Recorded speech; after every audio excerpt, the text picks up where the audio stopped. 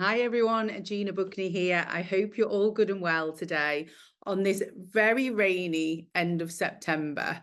It is torrential out there. So we're going to look forward and we're looking forward into October. It is time for my monthly look ahead. And I just think every month I say this lately, where did the time go? Like the months are flying by. So let's look ahead into October. So if you are working in comms, HR, or any people related team, then you should be aware of these events that I'm about to call out to you, events or milestones that you need to be either celebrating or raising awareness of with your people in your organization. Okay, well, there's so many things to share, but I've picked out 10 for you, and it's going to be a whistle-stop tour to get through those 10. So get your pen and paper and get this noted down on your calendars. So we have 2 events spanning the whole month of October this month. The first one is Global Diversity Awareness Month. So I pray that your organization is already on the ball with this and you've planned something. But if you haven't, then really start to get together with your people, maybe in little groups of people, and brainstorm what you could do across this month to raise awareness of the different diversities that we have. It's not just about male and female split. There's race, there's age, there's gender is male and female, right? But there's so much more to diversity, and there's the inclusion piece as well. It's about saying, okay, we really want diverse teams because we want to create a culture that is diverse, and it is proven that actually teams who are diverse get better results. So you want to create that culture, but you also want to say, how do we make it inclusive for those minorities, those minority groups, and make sure that they feel like they belonged, because you're going to get a better performance and better outcomes if you do that. So Global Diversity Awareness Month, that's number 1 on the list. Number 2 is National Learning and Development Month. So again, like, we should be encouraging our people in terms of continuous improvement and education to make sure that your people are growing as the organization grows, hopefully, and you want to achieve greater results. And in the world that we live in now, with so many things changing, where changes are constant, we need to be teaching our people new skills anyway, power skills, as I call them in my organization and with my clients. And these are like coping mechanism skills. So if you're not teaching your people like the academics or the bread and butter of how to do a certain task or job, let's start to think about, how do we teach people about mindset? And staying mentally well is a key power skill as well. So if you need more information on that, then reach out to me and my organization. Shameless plug there. Number 3, World Mental Health Day is on the 10th of October. Now, please, please, please, I know I keep saying please for all of these events because I think they're all important, but this one, you know, if you know me, this is very close to my heart through a personal journey that I've been on and people I know.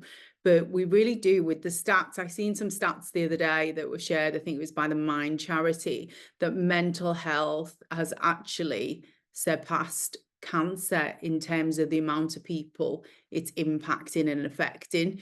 So your organization really needs the finger on the pulse on this one to say, how do we make sure that we are looking after our people and teaching them mental wellness, as I call it, mental wellness skills?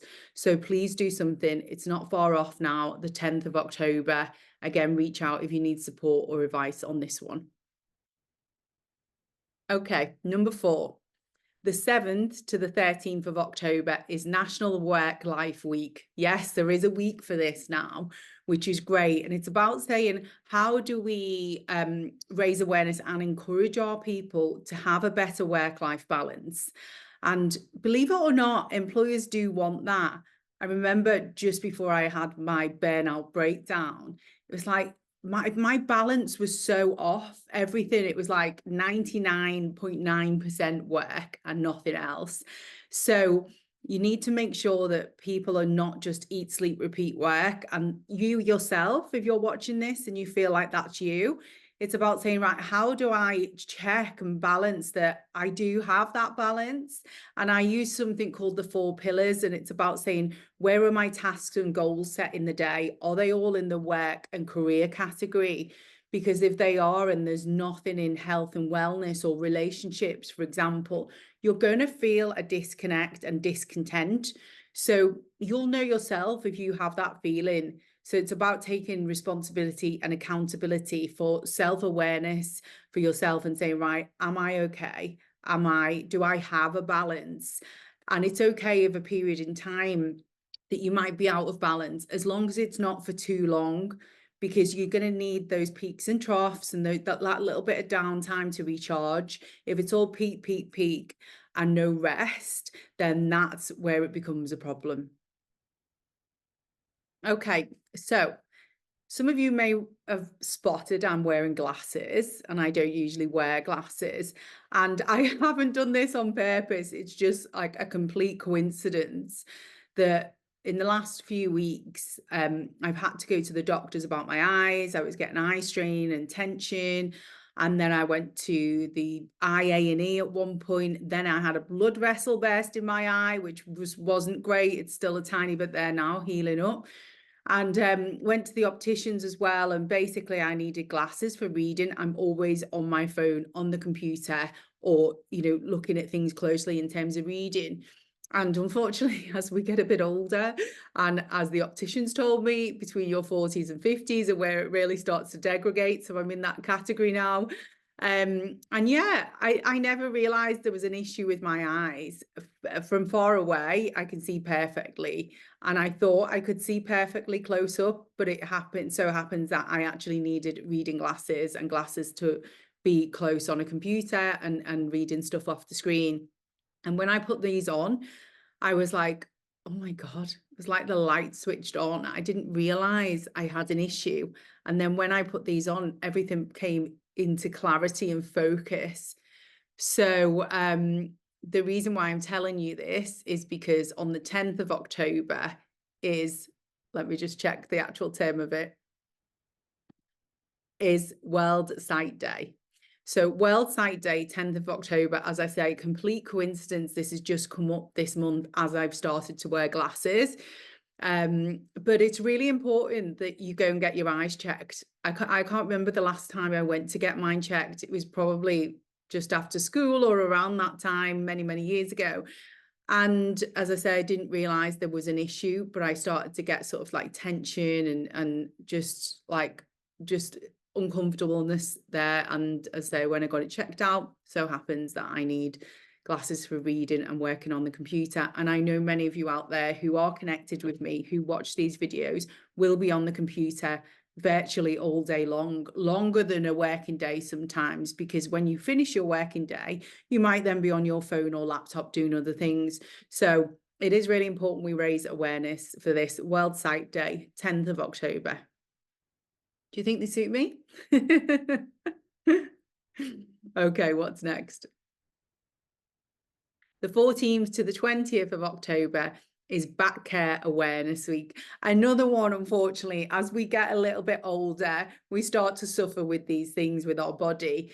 So again, if you're at a desk all day, this is really important.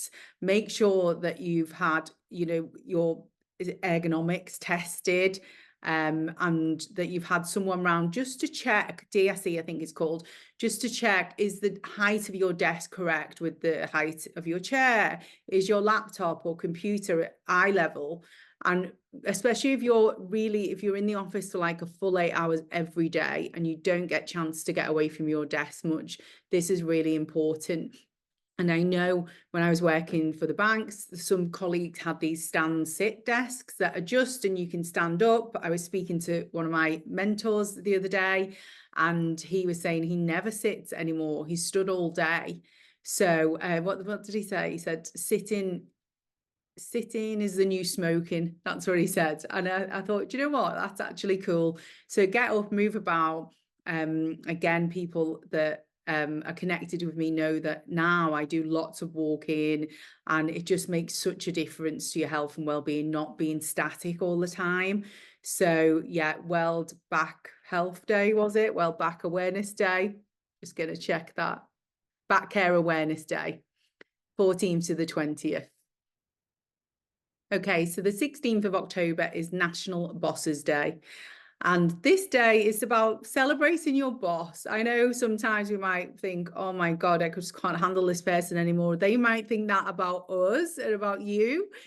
But on this day, you've got to realize, okay, we all need to recognize each other. And being a boss is not easy. Like some of you that are maybe not in that senior position, you might think, oh, they have it easy. They're just sat behind the desk while I do all the work. It's not. It can be very stressful the more you navigate that corporate ladder, especially in middle management, actually, because you're getting it from all angles. Then I would say it's a tough role. There's a lot of pressure. So maybe recognize your boss on that day, especially if they've done something nice to you or supported you through a difficult period, then it would be nice for you to recognize them on that day. Okay, 31st. What happens on the 31st of October? If you have kids, you'll know. Maybe you're a big kid yourself and you love to dress up in fancy dress. But yes, it is Halloween. And Halloween is one that, okay, it's not about work really, but it's about a bit of fun. And it's about doing something in the office that creates that little sense of, I guess, youth again within us. So yeah, hopefully you're doing something in your organization. You won't be able to miss it. It'll be all around the shops and everything, but have a think about what you could do with your people. Maybe it's a bake off, like a scary bake off, or maybe people are going to come in and you do a best dressed award. I'll leave that to you to decide. I'm sure you can Google some ideas on that. But yeah, I hope that helped. And they were my tips, events, and up-and-coming activities that you should be raising awareness of for your people during the month of October. Stay tuned as we come into the following month, and obviously my next look ahead will be looming. I should have done a ha ha ha ha for Halloween.